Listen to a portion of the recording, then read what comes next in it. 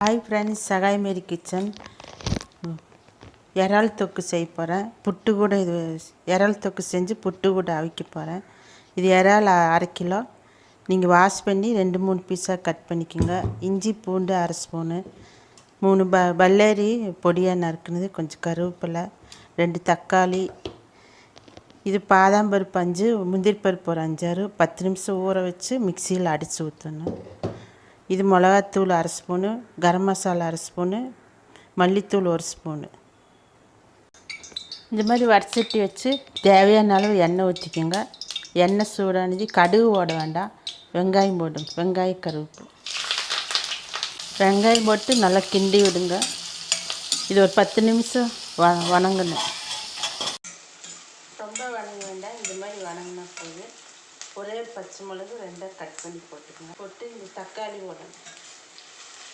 தக்காளி போட்டு நல்லா கிண்டணும். இஞ்சி பூண்டு பேஸ்ட் 1/2 ஸ்பூன் போட்டுக்கோங்க. போட்டு இதை ஒரு 10 நிமிஷம் வணங்கினதுக்கப்புறம் மீனை போடணும். இது மாதிரி வணங்கினதுக்கப்புறம் நீங்கள் இந்த பொடி இதில் போடணும். மல்லித்தூள், மிளகாத்தூள், கரம் மசாலா 3 போடணும். 3 போட்டு ஒரு 2 நிமிஷம் கிண்டினதுக்கப்புறம் இறால் போடுங்க. தேவையான அளவு உப்பு போட்டு ஒரு கிண்டி இழுத்து 1/2 ஸ்பூன் மஞ்சத்தூள்,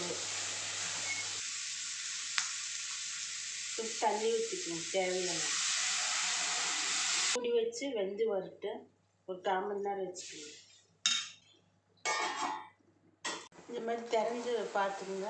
இறால் தொக்கு ரெடி ஆயிடுச்சு. நீங்கள் இதில் 1 ஸ்பூன் தேங்காய் எண்ணெய் ஊற்றிக்கணும்.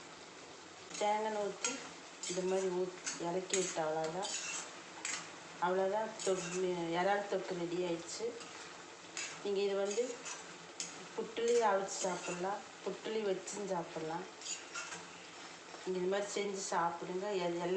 எல்லா சைடிஷாக வச்சு சாப்பிட்லாம் எல்லாத்துக்குமே. அவ்வளோதான், ரெடி ஆயிடுச்சு.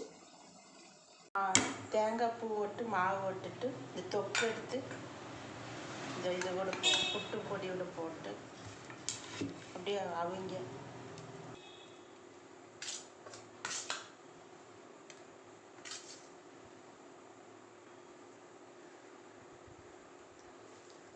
இதை அவிக்கணும். இறால் தொக்கு புட்டு ரெடி ஆயிடுச்சு. இதை நீங்கள் எடுக்கணும். இந்த மாதிரி எடுத்து சாப்பிடுங்க.